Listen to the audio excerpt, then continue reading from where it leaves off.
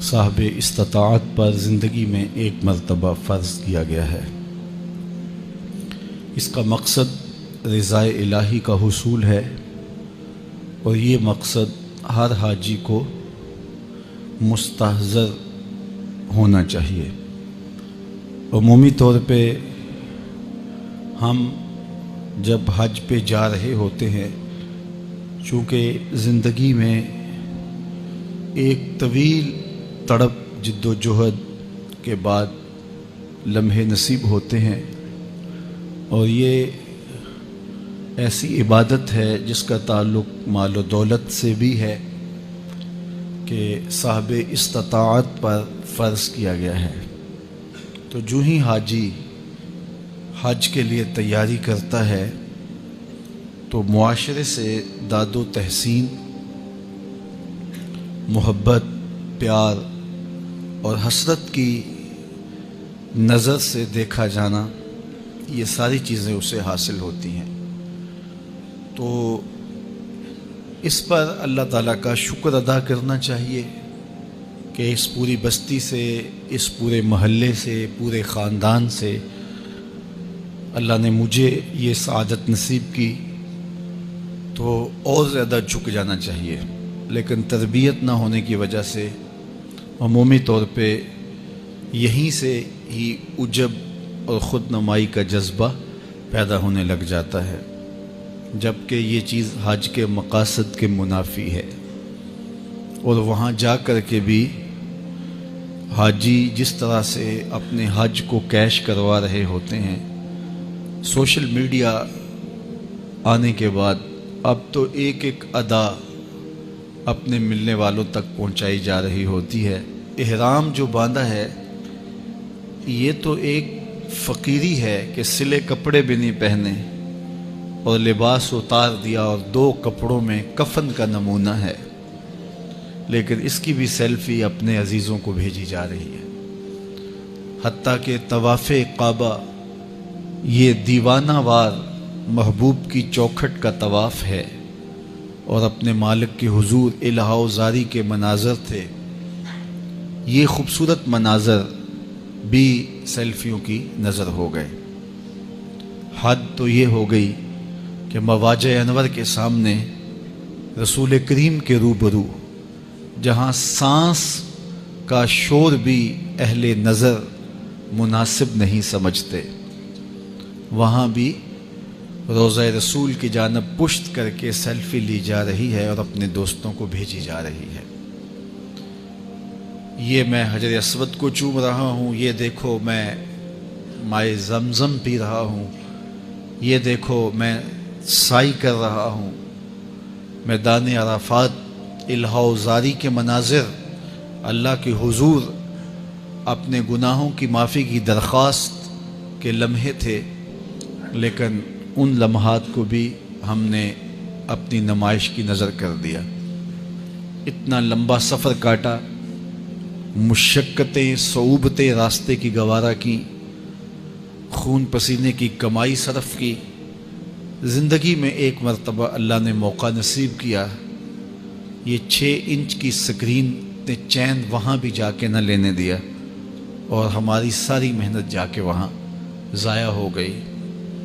نمائش تو اللہ کو کسی صورت ہی پسند نہیں ہے، تو حج کے موقع پر یہ دیکھنے کو ملتا ہے کہ بس ایک ایک منظر کیپچر کیا جاتا ہے اور پھر اپنے دوستوں کو بھیجا جا رہا ہوتا ہے کہ یہ دیکھو میں کوہ صفا پہ کھڑا ہوں، یہ کوہ مروہ پہ کھڑا ہوں، یہ طواف کا منظر ہے، یہ ملتزم سے لپٹا ہوا ہوں۔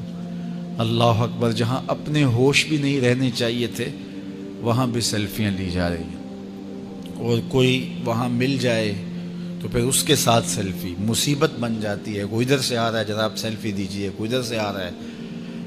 تو یہ عبادت کے لمحے ہیں، ان کو عبادت ہی رہنا چاہیے، تو ان کو اپنی خواہشات کی نظر نہیں کرنا چاہیے، اپنے پہ ہمیں رحم کرنا چاہیے، اپنے پہ رحم کھانا چاہیے۔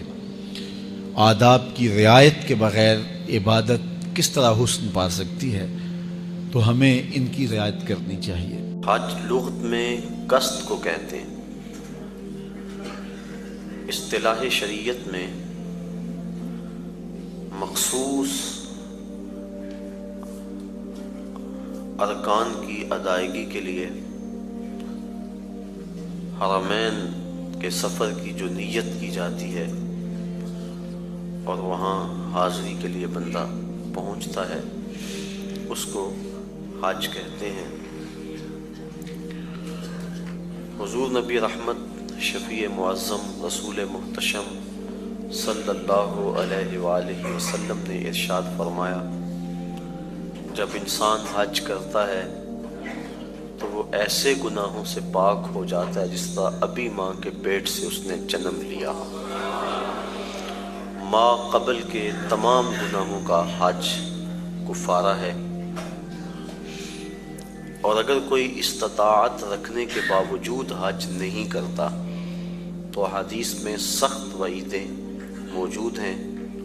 حضور کے ایک فرمان کے مطابق جو شخص استطاعت رکھنے کے باوجود حج نہیں کرتا، فرمایا وہ یہودی مرے یا عیسائی مرے، ہمیں اس سے کوئی غرض نہیں ہے۔ اور ایک حدیث کے لفظ ہیں کہ حج میری امت کے ضعیف لوگوں کا جہاد ہے۔ حج کی فضیلت کے عنوان سے کتب حدیث کے اندر بہت کچھ موجود ہے۔ صاحب استطاعت پر زندگی میں ایک مرتبہ حج کرنا فرض ہے۔ 5 سال کے بعد جو حج کی تاکید کتب احادیث میں موجود ہے تو علماء نے اس کو استحباب پر محمول کیا ہے کہ جو غنی ہے، صاحب استطاعت ہے، اس کو چاہیے کہ 5 سال کے بعد وہ حج کرے، لیکن فرض زندگی میں صرف ایک مرتبہ ہے۔ ایک مرتبہ واجب ہوا، اس نے ادا کر لیا تو وجوب اتر گیا، لیکن ویسے اس کے لیے مستحب یہ ہے کہ وہ ہر 5 سال کے بعد کر لے اگر وہ استطاعت رکھتا ہے، چونکہ حج کرنے سے اللہ تعالیٰ غنا عطا فرماتا ہے۔ جب بندہ حج کرے اللہ اسے غنی کر دیتا ہے، اس کے رزق میں بھی برکت فرماتا ہے، اس کے دین میں بھی برکت فرماتا ہے۔ ایک حدیث کے لفظ ہیں، حضور نے ارشاد فرمایا کہ حج کرو غنی ہو جاؤ گے، سفر کرو صحت پاؤ گے۔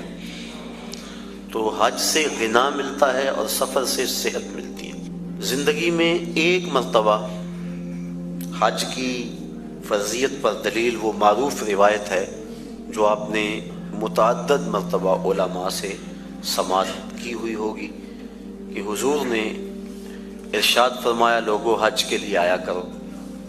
تو ایک شخص نے عرض کی، حضور ہر سال آیا کریں۔ آقا کریم خاموش رہے، کوئی جواب نہیں دیا۔ اس نے پھر پوچھا، حضور ہر سال آیا کریں، ہر سال حج فرض ہے۔ حضور خاموش رہے، جواب مرحمت نہیں کیا۔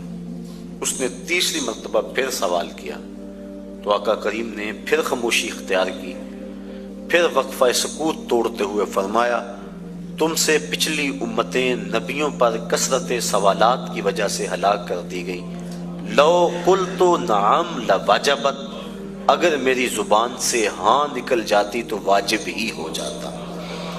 وہ زبان جس کو سب کن کی کنجی کہیں، اس کی نافذ حکومت پہ لاکھوں سلام۔ کہا اگر میری زبان سے ہاں نکل جاتی تو واجب ہی ہو جاتا۔ تو حضور کا اختیار فی شریعت سمجھ میں آیا کہ حضور جو کہیں وہی دین ہوتا ہے۔ قرب قیامت کے فتنوں میں سے ایک فتنہ حضور نے آج سے صدیوں قبل بیان فرما دیا۔ نسائی شریف کی روایت ہے، حضور نے ارشاد فرمایا، قرب قیامت میں کچھ لوگ کہیں گے کہ حلال وہی ہے جو اللہ نے حلال کیا، حرام وہی ہے جو اللہ نے حرام کیا۔ فرمایا انما اوتیت القرآن ومثلہ معہ، مجھے قرآن بھی دیا گیا اور قرآن جتنے اور علم بھی میرے سینے میں رکھ دیے گئے۔ تو جس کو میں حلال قرار دے دوں وہ ایسی ہے جس طرح اللہ نے حلال قرار دیا ہے، اور جس کو میں حرام قرار دے دوں وہ ایسے ہی ہے جس طرح اللہ نے حرام قرار دیا ہے، چونکہ مصطفیٰ اپنی مرضی سے نہیں بولتے۔